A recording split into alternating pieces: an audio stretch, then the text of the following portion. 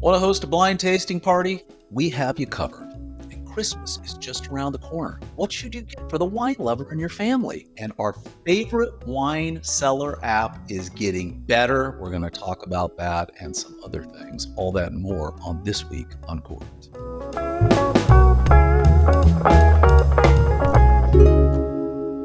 Hello and welcome to episode 20 of This Week Uncorked for Monday, December 2nd. Yes, December is here, 2024 anyway. I'm Brett Martin from Cork and Journey, your number one source for Corkage fees, wine reviews, restaurant reviews, and more. I'm also the guy who has the voice of a golf announcer, according to one of the YouTube comments. So he approaches the glass of wine slowly, picks it up, swirls it. Oh, it's in the mouth. Anyway, with that, let's get right on into the news.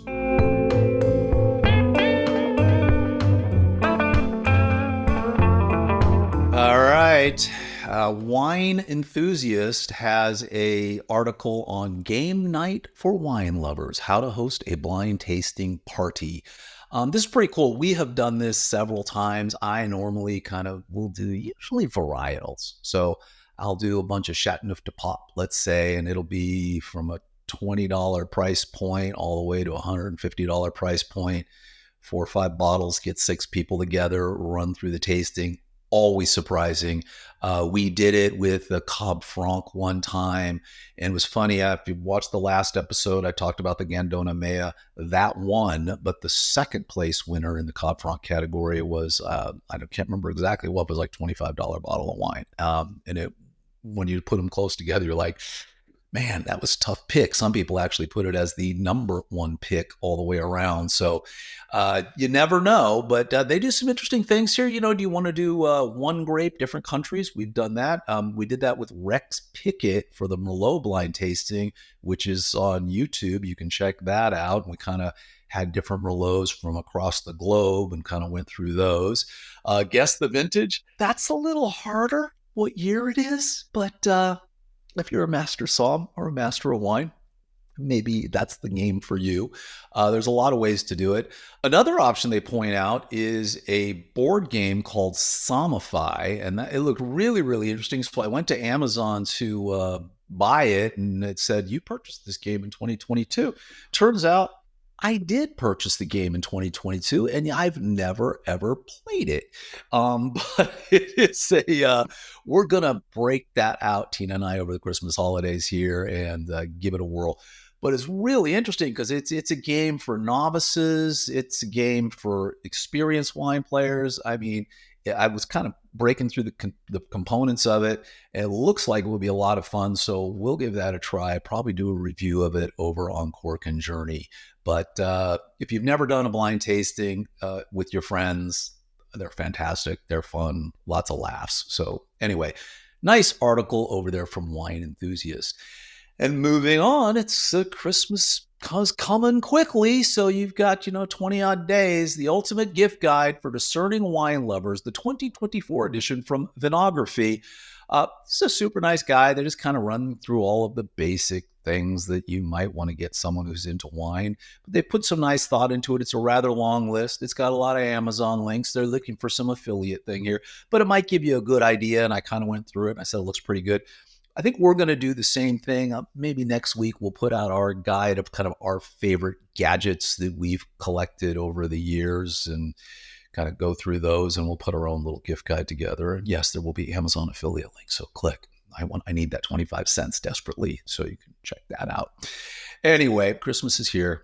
Get the gift for your wine lover. And with that, let's talk about our buddy Rex Pickett over at rexpickettbooks.com. He wrote the novel Sideways Over My Shoulder here. He also wrote 4 other novels, Sideways Oregon, Sideways Chile, Sideways New Zealand. They are all hysterical.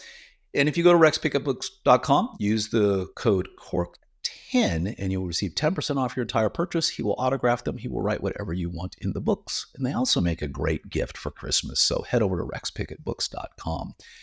And moving on with the news, Wine Searcher, if you don't know, they're a really, really cool website where if you're looking for a bottle of wine, you want to try to find Wine Spectator's Wine of the Year, you can go there. and you can look for it, and they will have someone who has it. You can buy it from them, and they will ship it. I bought wine on there. I was trying to find a bottle of the 1962 Chateau Béchevel, which happens to be my birth year. Now you know how old I am. And I found it somewhere in Germany, and they shipped it over, and I think it sat in a store window for 10 years because, man, I'll tell you what, it's rough. But anyway, you can find whatever wine you're looking for over there on Wine Searcher. Anyway, they also have a blog. And on this blog, they talked about white wine surge pushes into winter. Now, I have theories about this. So normally white wine sales spike during the summer because it's hot. People are drinking wine during the day. They want a nice, refreshing, cold glass of white wine. We've seen a really interesting change where, Chardonnay was the wine forever, then Sauvignon Blanc is kind of overtaking it. And you kind of get this back and forth between those two. But what has happened is now that we've moved into winter, what they're noticing is the searches where people are going to buy wine, they're up. So basically, white wine searches are still up. People are still placing orders for white wine at a greater level than normal. A snapshot for October data shows that while interest in red wines is creeping up slowly, the categories showing the biggest rise in interest year on year were whites and rosés right here in the middle of winter. My theory? White wine is much less expensive than red wine across the board, and maybe wine lovers are saying, well, I still want to have a nice glass of wine with dinner, but I can't afford a red. So they're doing that. So anyway, interesting article, interesting trend that we're starting to see with white wine across the board. And then Wine Business has an article on an app called InVintory. Now, if you have a cellar, and I do have a cellar, you have to find your bottles of wine. So even if it's even a 50 bottle cellar, 60 bottle cellar, and you're like, oh, where is it? And you're going row. Well, there's a lot of apps. Cellar Tracker is kind of the main app out there that people have been using forever to track their cellar and where their wines are and keep track of them and what the values of them are. There's a lot of aspects to this thing. Like I paid this much, how much is it worth it now? Because wine actually can be an investment for a lot of people that use it that way. But a few years ago, InVintory came out, and Cellar Tracker is a great application, but the interface seems kind of dated to a lot of people, and especially on the website. And InVintory, they got $2.3 million in new seed round funding, and they're going to use it to expand. They're basically going to move into other areas with their application. It's great for restaurants. It's great for hotels, country clubs, where they've got big wine storage facilities, and you want to know where exactly all your wines are. It's a great way of keeping track of your inventory. Great way of knowing exactly where a bottle is and how to go find it. Makes it exceptionally easy. Also, you don't have to necessarily rearrange your cellar like, oh, I keep all my Cabernets in this little section. And then you take one out and you get a new bottle and it's not a Cabernet and you kind of got to rejuggle your own cellar. This kind of avoids that altogether. I'm going to do something I have never done here before, which I'm going to share my screen. I'm going to show you what the desktop version of InVintory looks like. This is the Cork and Journey cellar. So 636 bottles, tells you what we paid and what the current market value is. But you can go into your collection at any time and say, you scan through, you can search for a bottle of wine. You go, oh, great. What is this? Where is this wine? And it's got a little thing here called locate. And if you click on the locate button, well, it's going to take you into your cellar. So I have 4 wine fridges, and this wine fridge is going to load. There it is. So I've got 4 of these side by side, and I number all the bins.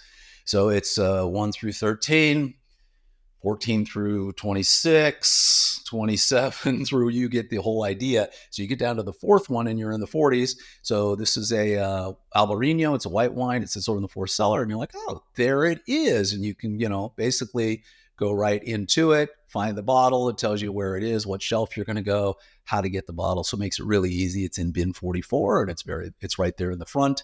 The mobile app is fantastic as well. Does exactly the same kind of thing. Just super nice. And so you also could just put your bottles wherever you want them to be. You can sort your bottles. You can search by your bottles. You can do your analytics on it as to what you're drinking, how much you're drinking, when you added bottles, when you didn't add bottles, all of that kind of thing. So if you want to go by the month, as you know, I moved to Las Vegas. So I guess it doesn't want to go by the month. It's not working. Oh, well. Anyway, it was very funny because we were on a hold for a very, very long time. Heat holds. No one would ship anything to us because of the, it was so hot here. And so we got, I want to say 8 or 9 cases of wine all arrived on the same week. So kind of fun, kind of showed me what a problem that I may have. But that's the InVintory app. Absolutely. I highly, highly recommend it. The mobile app is great as well. You can track your collection. You can track your upcoming deliveries. You can track everything you've got. It's just exceptionally well done. So check out InVintory, InVintory.com. And there you go. That's the app that I highly recommend. If you haven't tried it before, you'll enjoy it very, very, very much. And again, you only need to have like a 50 bottle cellar. Anytime you get past that, it's like, where is it? And you don't have to look around, exactly where it is. So, and I think it's not expensive, $90 a year maybe. So if you've got more, especially if you're a cellar tracker user, check it out. They actually have a migration tool, make it easy for you. All right, and with that, let's head over to our wine and winery of the week.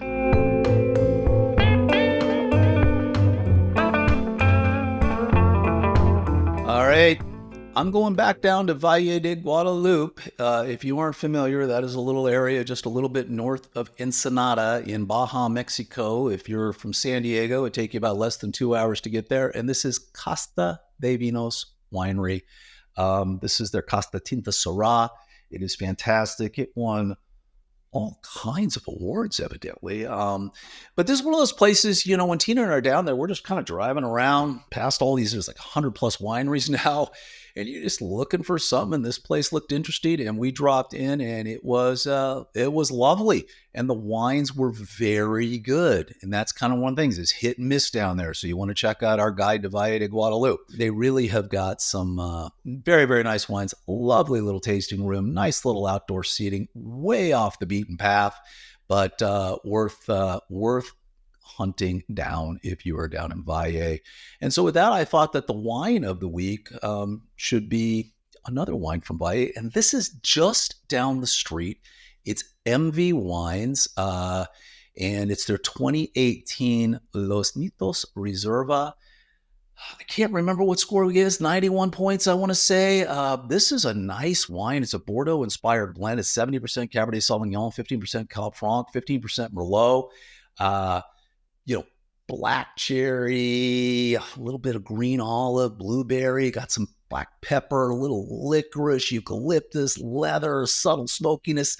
It's a Bordeaux. It's got, it's covering primary, tertiary. It's got them all. Really well balanced. It was aged for 18 months in new French oak, kind of softened those tannins a little bit, got a nice little finish on it. Anyway, that's the Emevé 2018 Los Nietos Reserva. If you're down in Valle, check it out. And I decided to stay in Valle for our restaurant and Corkage of the week.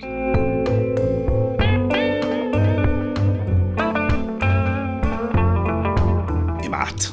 Yes, that is the name of the restaurant. It's probably Emat. I don't know. Anyway, Chef Eduardo Salgado, the guy is killer. He is New York trained. He's Michelin-star trained.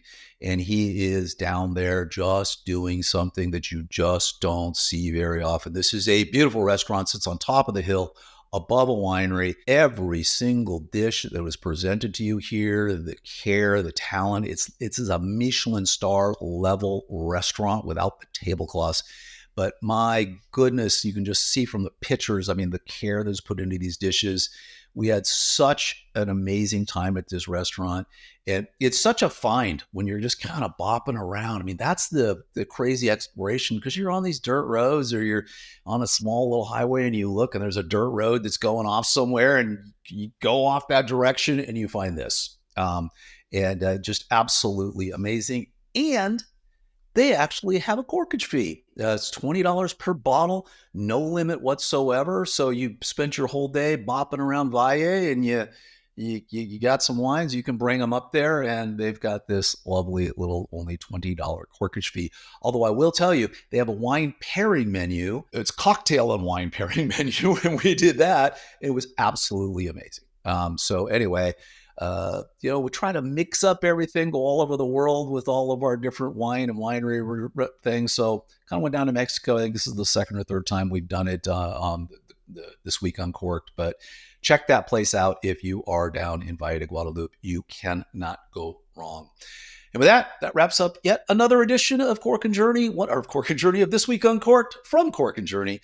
We hope you enjoyed it. As always, we would love it if you would subscribe to our YouTube channel, send us some comments, follow us on social media.